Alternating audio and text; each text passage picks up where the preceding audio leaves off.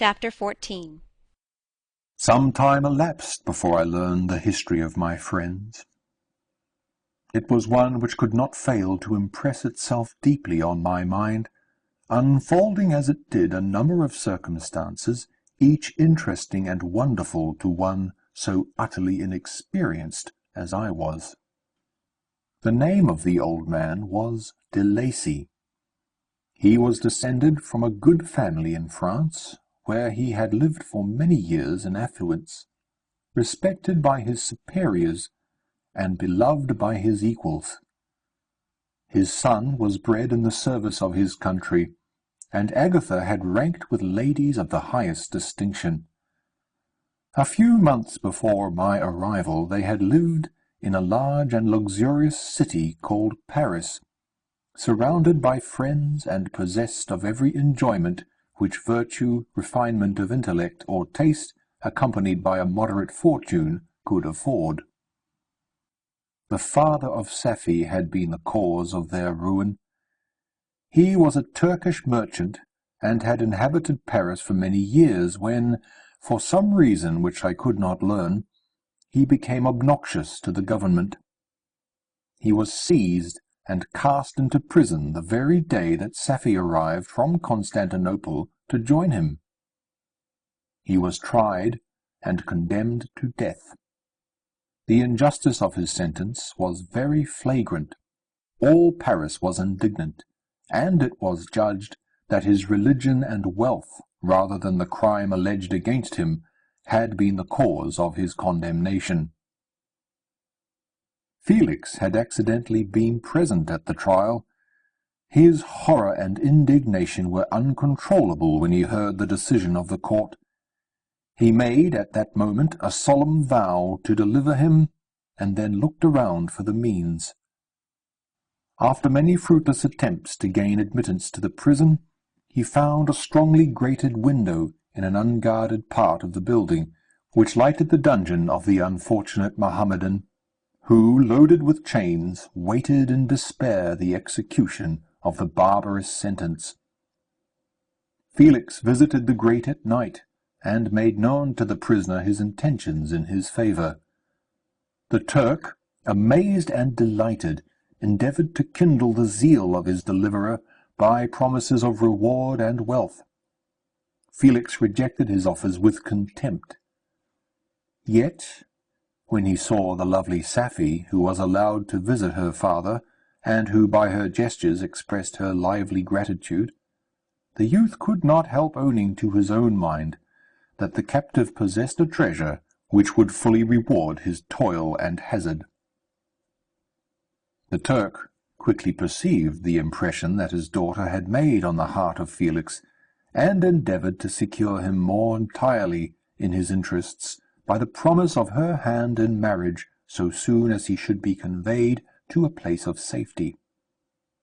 Felix was too delicate to accept this offer, yet he looked forward to the probability of the event as to the consummation of his happiness.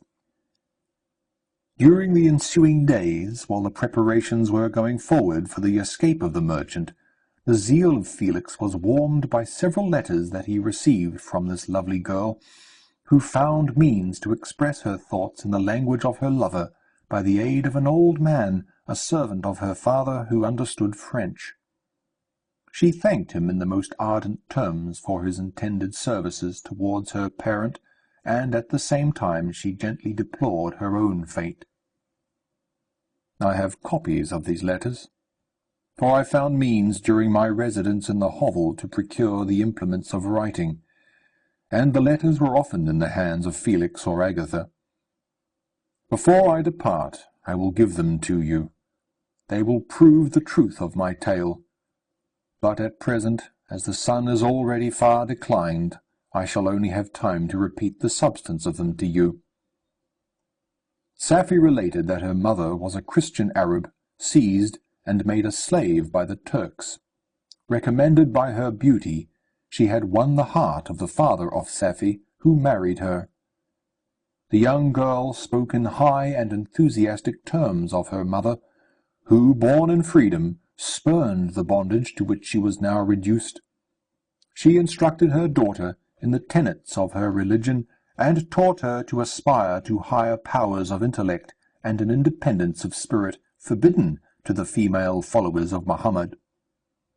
This lady died, but her lessons were indelibly impressed on the mind of Safie, who sickened at the prospect of again returning to Asia, and being immured within the walls of a harem, allowed only to occupy herself with infantile amusements ill-suited to the temper of her soul, now accustomed to grand ideas and a noble emulation for virtue. The prospect of marrying a Christian and remaining in a country where women were allowed to take a rank in society was enchanting to her. The day for the execution of the Turk was fixed, but on the night previous to it he quitted his prison, and before morning was distant many leagues from Paris. Felix had procured passports in the name of his father, sister, and himself. He had previously communicated his plan to the former, who aided the deceit by quitting his house under the pretence of a journey, and concealed himself, with his daughter, in an obscure part of Paris. Felix conducted the fugitives through France to Lyons, and across Mont-Cenis to Leghorn, where the merchant had decided to wait a favourable opportunity of passing into some part of the Turkish dominions. Safie resolved to remain with her father until the moment of his departure, before which time the Turk renewed his promise that she should be united to his deliverer, and Felix remained with them in expectation of that event, and in the meantime he enjoyed the society of the Arabian, who exhibited towards him the simplest and tenderest affection. They conversed with one another through the means of an interpreter, and sometimes with the interpretation of looks, and Safie sang to him the divine airs of her native country. The Turk allowed this intimacy to take place, and encouraged the hopes of the youthful lovers, while in his heart he had formed far other plans. He loathed the idea that his daughter should be united to a Christian, but he feared the resentment of Felix if he should appear lukewarm, for he knew that he was still in the power of his deliverer if he should choose to betray him to the Italian state which they inhabited. He revolved 1,000 plans by which he should be enabled to prolong the deceit until it might be no longer necessary, and secretly to take his daughter with him when he departed. His plans were facilitated by the news which arrived from Paris. The government of France were greatly enraged at the escape of their victim, and spared no pains to detect and punish his deliverer. The plot of Felix was quickly discovered, and de Lacy and Agatha were thrown into prison. The news reached Felix and roused him from his dream of pleasure. His blind and aged father and his gentle sister lay in a noisome dungeon, while he enjoyed the free air and the society of her whom he loved. The idea was torture to him. He quickly arranged with the Turk that if the latter should find a favourable opportunity for escape before Felix could return to Italy, Safie should remain as a boarder at a convent at Leghorn. And then, quitting the lovely Arabian, he hastened to Paris, and delivered himself up to the vengeance of the law, hoping to free de Lacy and Agatha by this proceeding. He did not succeed. They remained confined for 5 months before the trial took place, the result of which deprived them of their fortune, and condemned them to a perpetual exile from their native country. They found a miserable asylum in the cottage in Germany where I discovered them.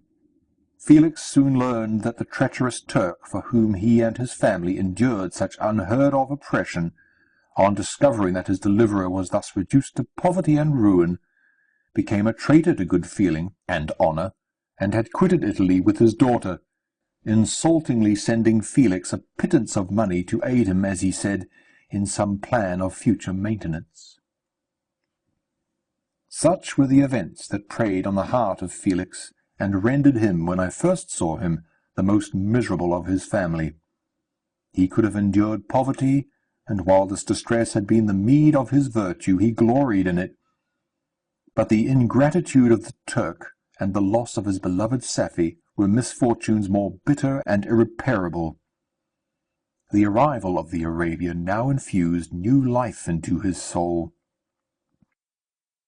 When news reached Leghorn that Felix was deprived of his wealth and rank, the merchant commanded his daughter to think no more of her lover, but to prepare to return to her native country.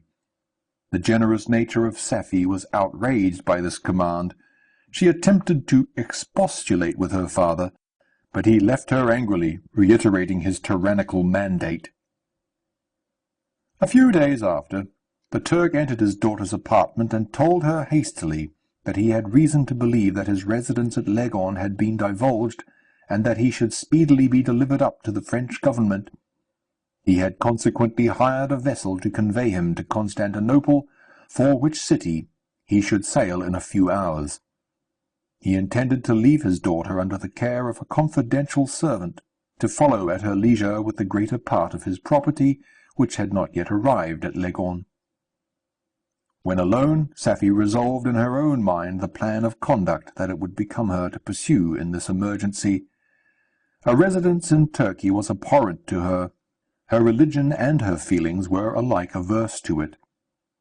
By some papers of her father which fell into her hands, she learned of the exile of her lover, and learnt the name of the spot where he then resided. She hesitated some time, but at length she formed her determination. Taking with her some jewels that belonged to her and a sum of money, she quitted Italy with an attendant, a native of Leghorn, but who understood the common language of Turkey, and departed for Germany. She arrived in safety at a town about 20 leagues from the cottage of de Lacy, when her attendant fell dangerously ill. Safie nursed her with the most devoted affection, but the poor girl died, and the Arabian was left alone, unacquainted with the language of the country, and utterly ignorant of the customs of the world. She fell, however, into good hands. The Italian had mentioned the name of the spot for which they were bound, and after her death, the woman of the house in which they had lived took care that Safie should arrive in safety at the cottage of her lover. End of section 16.